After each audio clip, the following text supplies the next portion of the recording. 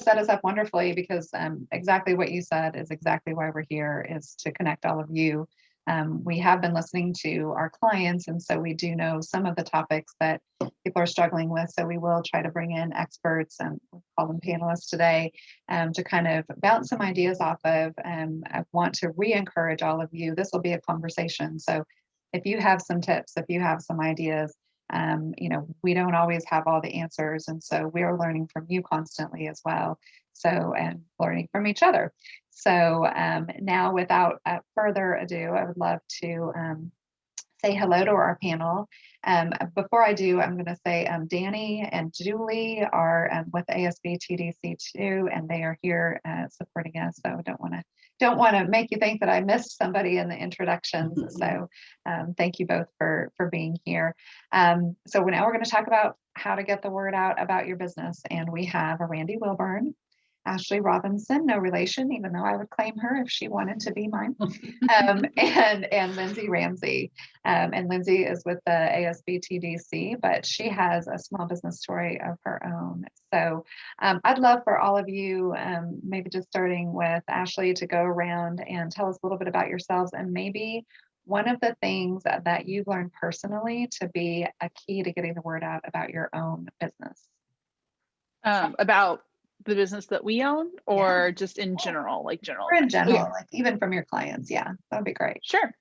My name's Ashley Robinson. I own Interrobang. We are a storytelling company based in Northwest Arkansas. We specialize in helping businesses like you use story-based marketing techniques to connect with the right people the right way, in ways that grow relationships. So Interrobang started because I have a PhD in English, which basically means that I went to school forever to be able to be a storyteller. And so all of my, everyone who works in Interrobang also has PhDs. So we bring that kind of expertise to our clients' work, which is very, very fun. So I think the thing that I have learned most is that from my clients who we work with to tell their stories. So we've worked with the Environmental Defense Fund, McDonald's, Tyson, and smaller companies as well. But what I have found very interesting, even in my own experience, is I know my business's story the best because I have written it. But there's a disconnect between me knowing my business and being able to articulate it to other people. And so the real art and challenge both is in taking what you know in your heart, because you're here already because you're passionate about what you do, right? Nobody starts a business because they're lukewarm about something. So taking that passion and translating it outward in a way that makes sense to other people and also resonates with other people. And so on one level that seems simple, right? It's like, oh, I just have to tell my story, but it's a little more, there's more mechanics to it than that, which are not impossible. They just take work. So I hope we get to talk about that a little bit today. Yeah, that's a great point. Talking about yourself is one of the hardest things that a small business has to do. Randy, how are you? Great to see you. Tell us all the things that you're doing. You've got a laundry list. As soon as you can get off mute. I saw a cup once that says, there's a mug. I'm going to get the mug that says you're on Zoom mute. should figure it out.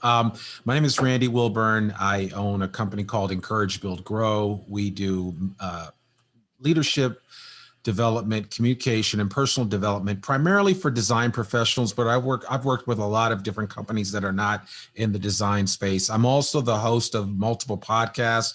I've started to call myself a serial podcaster now because I've probably done about 700 podcast episodes, and I've been doing podcasting since 2009. So this is something that I've enjoyed doing, and it's a way to tell a story.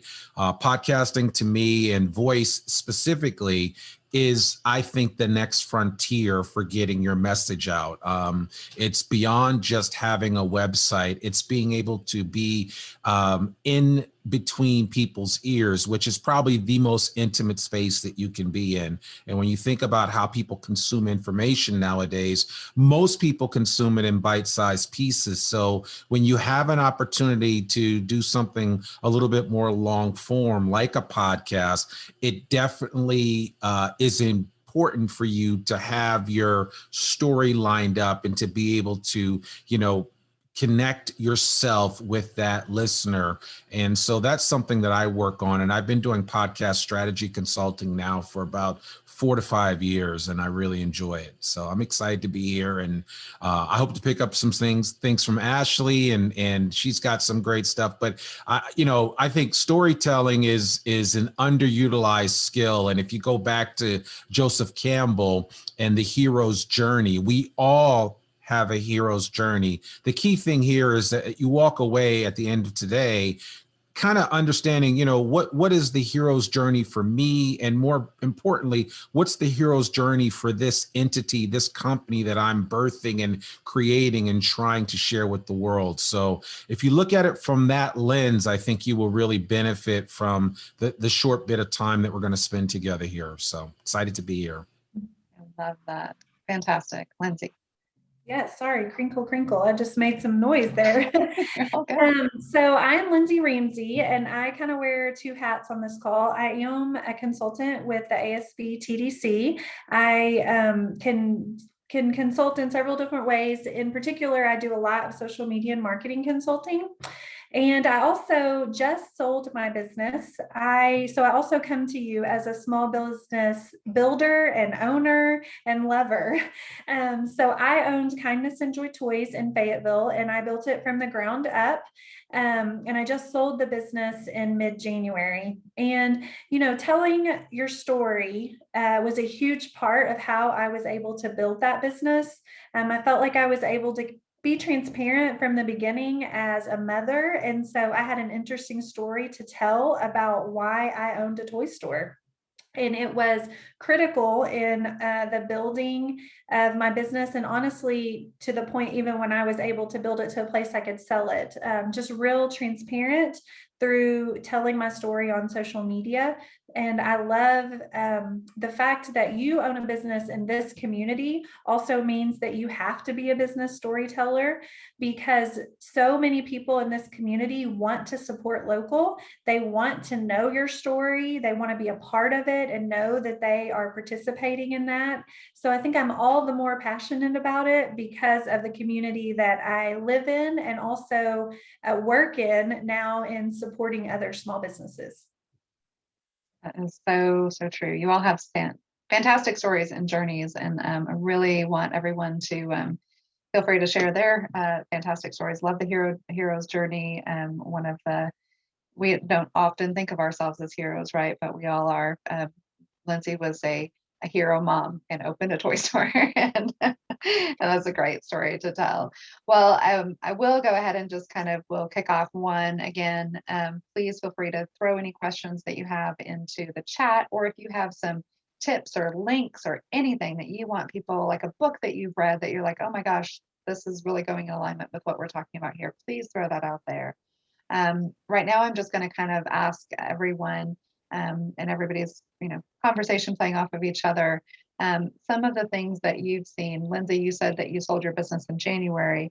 So somehow you had a growth through the pandemic to the point where, things were sustainable. What were some of the changes that you saw happen during the pandemic when it comes to marketing and social media that you feel like changed, became strengths, or really kind of solidified things for the way that marketing and getting the word out about your business is going? Yeah, we were a little different. I'm on the restaurant call with a lot of our area restaurants and heard what Richard had to say too.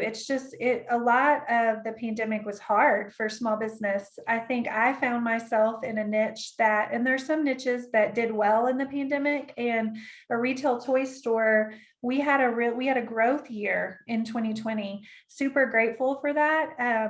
And I'm saying this, it's not because these two topics line up, but me being able to tell my story was a huge part of why we were able to continue to see that growth in social media or in our business, because I did it on social media.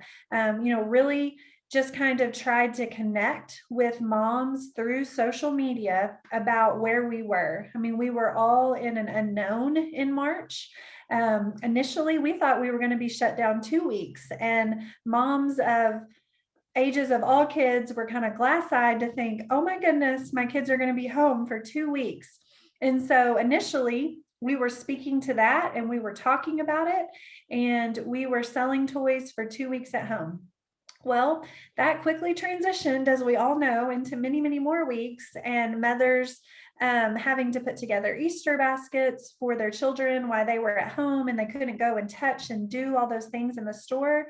So what I just saw through social media was the power to be able to use video, like Randy was talking about with the power of the voice.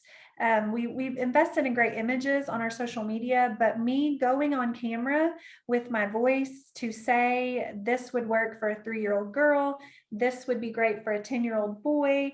My audience at the toy store was really able to engage and connect with that. And it really played into us having really the best year we've ever had. And then we just transitioned that. We built on that, and we used it over summer when you weren't going to the movies or to play gator golf. So we told our story, and we told them how to play and engage with their kids at home, like things you think they know. We just spoke to it. And then we transitioned that all the way into the Christmas season. We'll get in some. That's great, Lindsay. Well, and I think one of the things that we learned from you is you were so specific in giving them examples. We always think that, you know, a mom of a 10-year-old boy would know what they want to do and interested in, but you actually gave them specific ideas, which was great. But so Ashley, you just put in the chat, which is really intriguing to me because this is a book that I've got on my list to buy. But you were saying, if you're figuring out how to write your business story, one of your recommendations is start with why. Can you tell us a little bit more about that book and why that's so important? Because like I said, I've got it on my list. I'm going to buy it today. Yeah. So there are a couple of reasons that this book is important. First, it's like a super easy, quick read. You know, I will be transparent. There's some of the advice in there that I think is great for small businesses. There's some that is more targeted toward larger businesses. So take that with a grain of salt. But if you're going to tell a story, the whole point of a story is that it has to have some kind of meaning to it. And for a small business, the meaning is your why. Why are you in business? Why is your business occupying a space and solving a problem for a customer that no other business can solve? And once you know that, you can start articulating that in a story-based format in order to connect with your key customers. So one of the things that science has told us, this is true, is that stories release oxytocin in our brains. That causes a pleasurable response. So story-based marketing can not only give somebody more pleasurable feelings towards your brand, stories are also a memory technique. So when you tell a story, people are more likely to remember that in the future. Now, when that has a meaning behind it, right? Science is also telling us now, new research suggests that meaningful stories are the most impactful in a marketing setting. Then that story is something that sticks. And once you get a story that sticks, that person is going to associate those good things with your brand. Mm-hmm. So starting with why, knowing the why behind what you're doing, ends up being the backbone of that story so that you can solve your customers' problems in an effective way, and then they can become advocates for your brand in the future. Can I speak to what Ashley was saying too? Because I feel like we can take the toy store example and really put that into like a real-time example. So I'm the mother of 3 boys, and my boys are like, 12, 9, and 7. And I built that store over a 5-year period. So you can kind of see that timeline. And what Ashley's saying is what I was able to put into practice, and the result for us was increased sales. So I wanted to engage with moms and help them learn how to teach their kids how to play, because 25 years ago, moms didn't have to think about that, or, maybe even 10 years ago. But our moms today have so much competition, like screens and devices. So they need to be able to teach their kids to engage and to play. So that was my story, that I was a mother, and that I wanted my kids to play more than they were on the screen. And I wanted to build that community.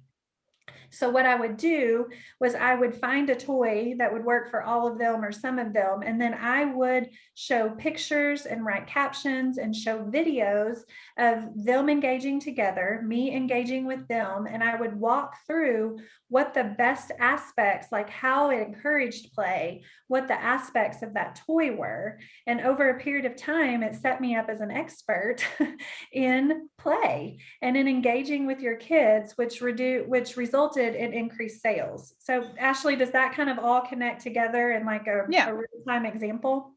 Yeah, it really does. And I would also say to that end, one of the things you pointed out, and you're exactly right, is exactly who you're talking to and exactly what problem you're solving for them. Mm-hmm. And so if you think of any kind of story, I'll even go with like a movie that you watch, right? The movie starts with your main characters, and you don't have a movie if they don't have a problem that they're trying to solve by the end. This goes back to Randy's point about the hero's journey, right? Not that you need to know that, but all stories kind of follow the same arc. Same with marketing. You're exactly right, Lindsay. You had someone who had a problem, and then everything you did, not only related to why you started your business, but also related to how you're going to solve that problem for that client. And you can talk to moms in a way that resonates with them. So if you're just giving them lists of data, and I know someone on this call is like a data scientist, and we can talk about data-based storytelling additionally later, but moms don't care. Moms have a limited amount of time. And we also know on a retail level that 80% or more of purchase decisions in a store are made by a woman. And then once we list that up against mothers and grandmothers, we can start to do some even more targeted storytelling. But Lindsay, what you did is exactly right. Which you already know because you were successful and you sold your business. It's amazing, right? I'm not telling you anything you don't know, but just to articulate that in kind of a different way for other people. Once you know your why and you know your who and the problem, you can start creating a really meaningful story around that. And I'm going to make one other point and I will shut up, I promise. When we talk about the hero's journey, we're always talking about someone being the hero, okay? When you are marketing to your customer, you want your customer to be the hero. Mm-hmm. So many people, especially in the pandemic, feel like they have no agency and autonomy. Things are happening to them. So when you change your marketing strategy to make them feel like the center, right, that is incredibly powerful. And so you have to read the room, right? Your story is always going to have the same kernel of truth, but it's going to change, as Lindsay pointed out, depending on the external circumstances. I'm sure, Lindsay, your marketing in year 1 was not your marketing in year 5, even though the same thing you're doing is the same. So stories also have an evolutionary track to them too. So absolutely. And I think that can help with the, we talked a lot about pivoting in the pandemic. We kind of all got tired of that word, but I mean, you have to do that in a pandemic or not. Like you have to speak to the situation wherever you are and keep telling that same kernel, that same story. The root doesn't change, but the way we do it may change a little bit too. Randy, I think that really one of the things that we hear a lot about is the vulnerability of storytelling. Mm-hmm. So we're kind of talking about mechanics right now, and we are talking about here. So I was thinking like Lindsay was the hero mom that was relating to the other hero, making the other moms the hero, but had to put herself out there and expose her own vulnerabilities and her own pain and her own challenges in order for that solution to come across in a relatable way. And one of the things you said about podcast is how voice is probably one of the most intimate. So we think about intimacy and vulnerability in storytelling. So what are some of the challenges that you see people come across in that vulnerability and intimacy, and how do you help people work through some of that? Well, yeah, I think part of it is just doing it over and over. Like people come to me all the time about, well, I want to start a podcast. What does it take? And I'm like, it takes repetition And it's just like with anything, I think that we do. A lot of times we expect that we just roll right into something and instantly we figure it out. But you've got to have what I like to call repetitions or reps. If you don't put those reps in, you don't get it. So just like what Lindsay was describing, I'm sure the first iteration of any video she created or any type of thing that she created to put out for the moms probably was flat. And then she eventually iterated upon it and each time got better so that by, before she sold the company, I'm sure everything that she put out, it looked like it was perfect, but that's because she put the reps in. And that's the thing that I tell small business owners all the time. You've got to show up and show out every day. You cannot expect to come to an event like this, get some really good advice from somebody like Ashley, and then say, I'm just going to implement that and wait for the calls to come in or wait for the emails or the instant messages to show up in my inbox. It doesn't work that way. You have to continually, as I'll use an old farm adage, prime the pump.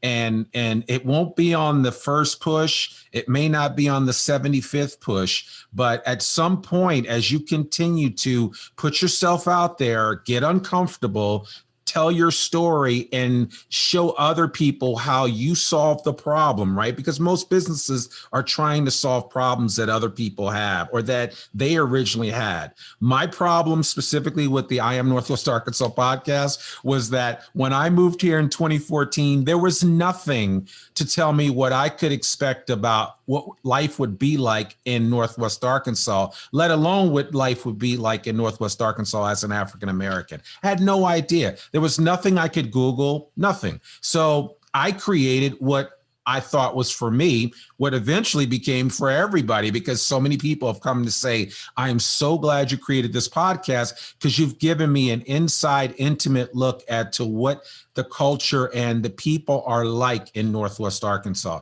So you've got to, first of all, figure out what problem you're trying to solve. And a lot of times it will initially start with you, but then you slowly pivot yourself out of that avatar character whose problem you're solving. And then your client or ideal customer becomes that avatar, and you focus on what their needs are, and you try to continue to deliver that on a regular basis. And I do want to add two things that I put in the chat. There's two books that I recommend along with Ashley's. Simon Sinek's book, Wreck Me, Changed My Life. It's a game changer.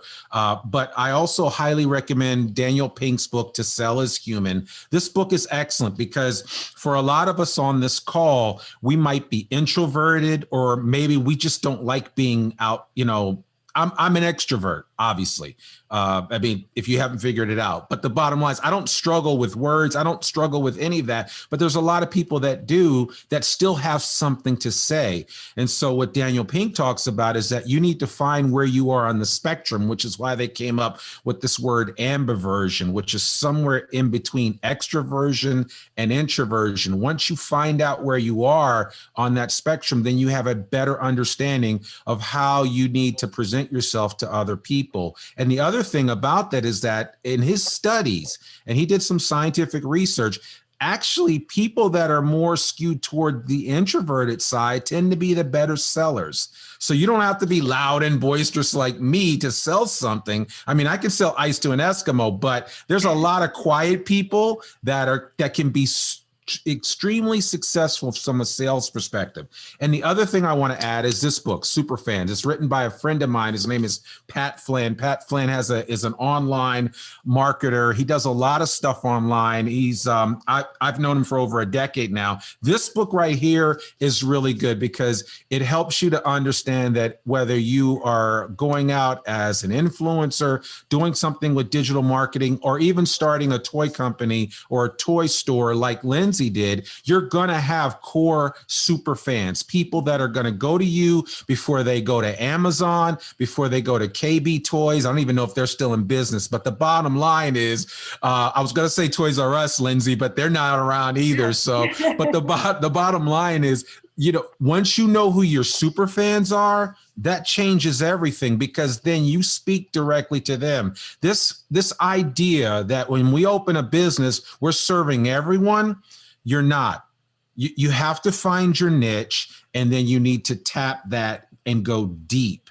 And the mistake that I see is that small business owners try to be all things to all people. And that is a fait accompli that's never going to end well for you as a small business owner. Yeah. I think we Can have I add yeah, I one was quick gonna say, thing? yeah, Sorry, go for we're it. both like, go Yeah. Ashley, and then I'll go. One, Randy, I wish you had been around when I moved to Northwest Arkansas as a Latina in the early 2000s and was like, where do I fit in? I would have loved to have your podcast. But one thing I want to add to Randy's point is you, in order to do what he's saying, you have to tell an authentic story. You cannot fake it. That's because consumers are savvy. You know, maybe at the beginning of Facebook, you could have done something like that, but now we all are inundated in an attention economy now. Like we're all bombarded with marketing messages all the time. Like people can tell when it's BS, and they can tell when it's BS really fast. So whatever story you tell needs to be radically honest. And so I want to give you an example of this. Patagonia is one of my favorite large companies to look at for honest and authentic storytelling. Patagonia doesn't care who they alienate with their messaging when they are environment first and environment best, right? They are targeting one very specific customer, and that's who they want to sell to, and that's who they want to represent their brand. Once you get that core customer on board, they will start advocating for you. You don't always have to continue generating the story. We make one big mistake when it comes to storytelling as small business owners, and that's believing that we are the tellers of the story and everyone we're trying to reach is a listener of the story. In a social media era, that's not true. The people who are listening to our story are also participants in the story. They will share it. They will like elevate your content. They'll add to it. They'll adjust it. So if you do not have an authentic core to that, you're going to lose track of that narrative really, really quickly.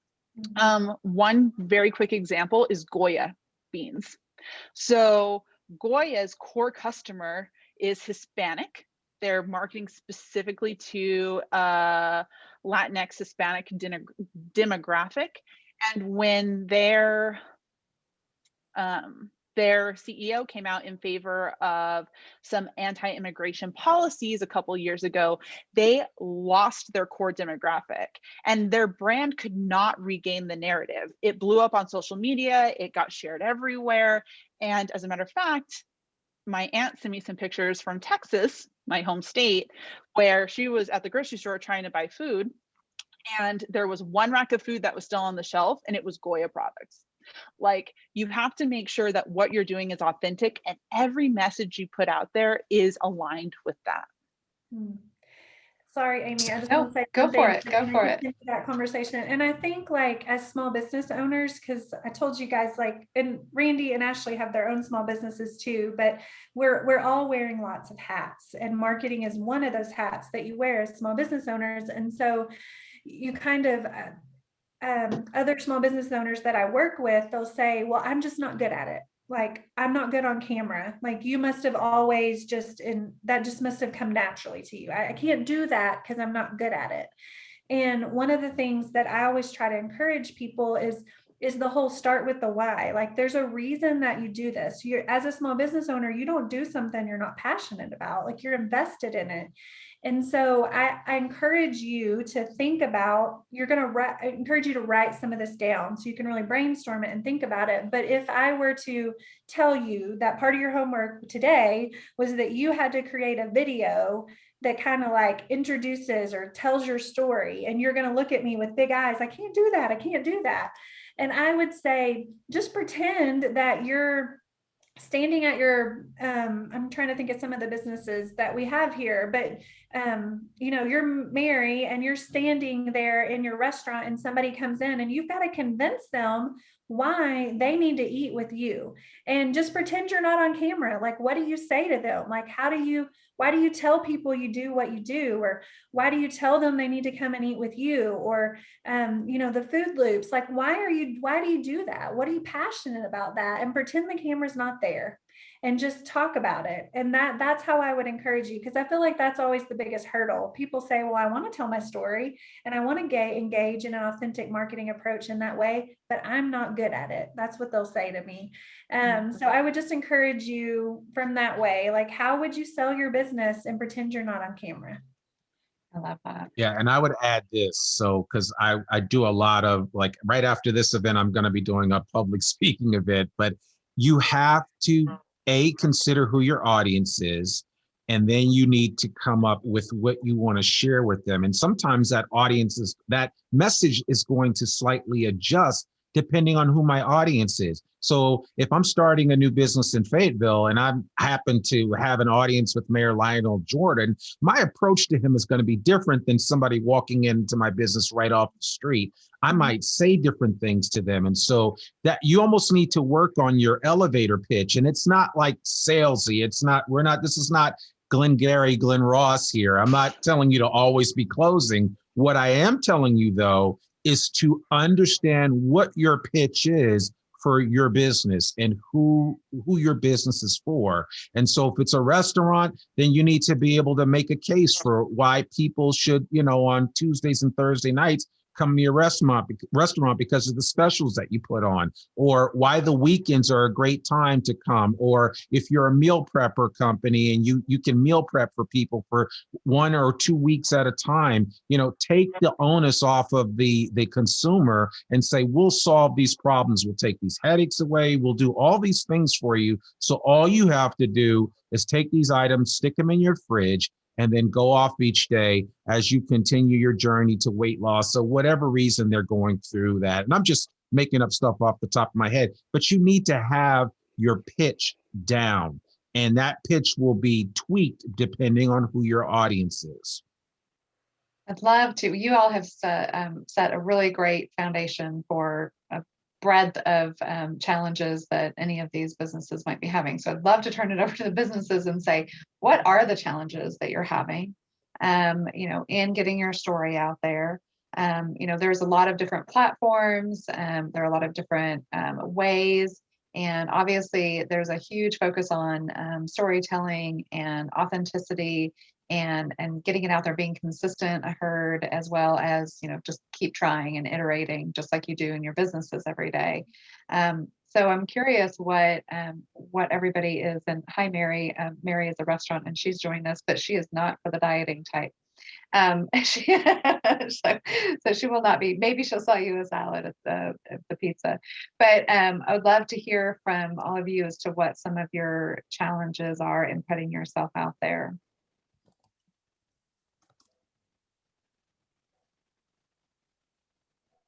Nobody says anything. I'll pick on Allison. There's Emily. Oh, there's Emily. There she is.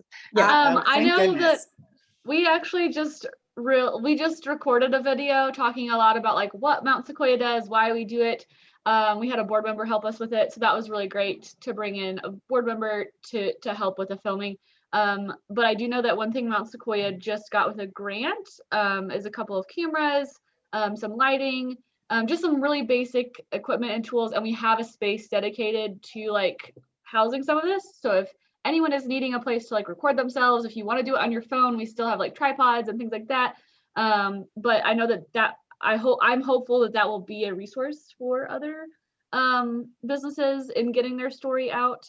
And I can say that it was really exciting to see on Facebook like how many likes and interactions and things we got from the video that we posted. I've read this for a long time that like I hate making videos, and so I was not looking forward to this process. But it's really like you do see people get excited, they share it more, Facebook shares it more, and so it does help tell your story better. So I don't know if that was helpful. One question I have is we're looking at having some of our artists produce some virtual content that people can share, that Mount Sequoia can share on their behalf. And I don't know a good platform on which to do this. Like we have a YouTube account, we have our website, we have Facebook, but any sort of information that people might have about sharing virtual content, I would love to hear.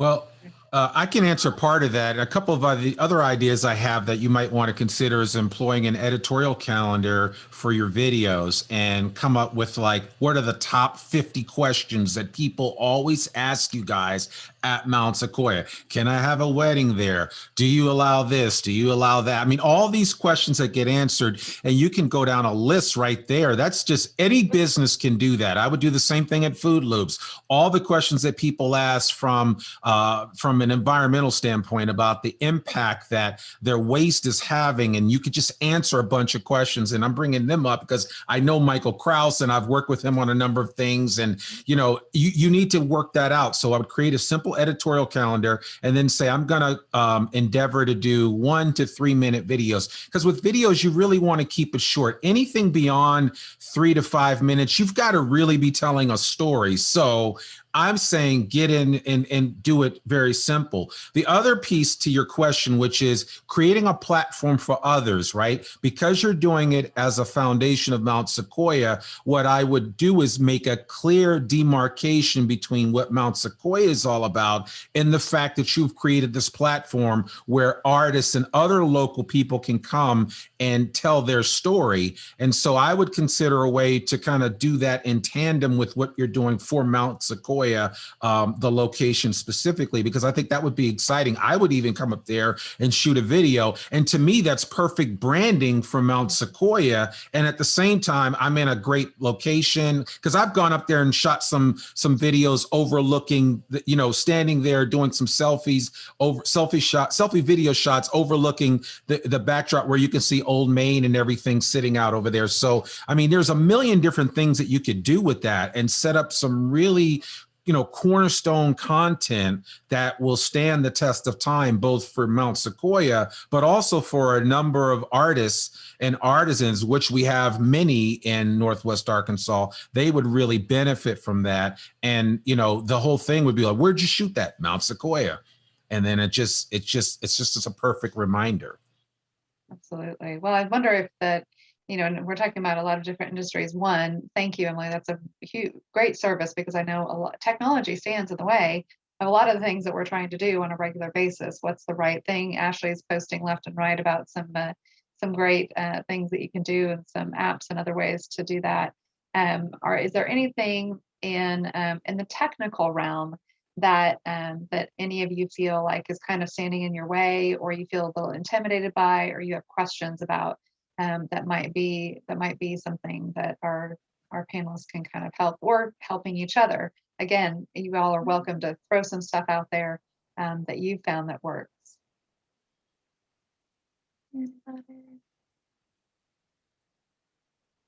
Colin, I'm highly curious about when you're thinking of your data company, and you're also B2B, because you're selling to businesses. I think if you're talking about business data, what are some of the things that you come up against when you're trying to get the word out about your business?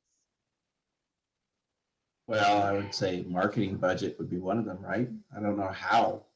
I mean, I don't have the money to do it. And then I end up competing against some of these national companies where what I do is my specialty and I'm very good at it. But for the big national companies, this is like one little arm that, they kind of get somebody to do. So it's everything to me, but it's hardly anything to them, and they have the marketing money. So that I guess would be my biggest issue. Can I ask you a question? Are they your core competition? Are you hoping to position your company against national No. data analytics? No. Well, my response to you would be, then don't really worry about them. Like, you figure out who your competition is, and then you can enter the market against them, see what they're doing. But I do understand what you mean by like having a low marketing budget or no marketing budget. I mean, I think if we're all being honest with ourselves, sometimes our marketing budget is like negative $100. So you can do a lot of this on your own, especially with social media. It's harder if you can't boost posts. I mean, algorithms can be kind of weird about that. But as you gain followers, your the algorithm will recognize your post as more and more important. And Lindsay is the expert in this, not me. But I know it's hard because even with my company, I say, hey, I need to do marketing stuff for Interrobang, but that doesn't make me money. Like, I think we can be really honest about that, right? Like, marketing from like a cost benefit perspective, when you're wearing all the hats, is really hard to prioritize because it's not putting food on your table initially, right? But marketing is what's going to grow your business in the long run. So one thing you can do is set aside 2 hours a week, 3 hours a week, right? Like 45 minutes a couple days. Maybe you do like 2-hour blocks on a Monday and a Friday, and that's your social media time where you post and you encourage people to share. Another thing that you can do on social media is start engaging with people who are your core customers. So search on Twitter for people who are asking questions about data analytics, respond to them for 45 minutes a day. Facebook too, like you can go to groups that have your target customer in there and answer questions for them for free for a little bit of time. Once you start engaging with people, they will start lifting your brand. Is this fast? No, I'm not going to pretend like it is, right? You're not going to do this for a month and be like, great, awesome. Like I now have 5 new clients. That's not the case.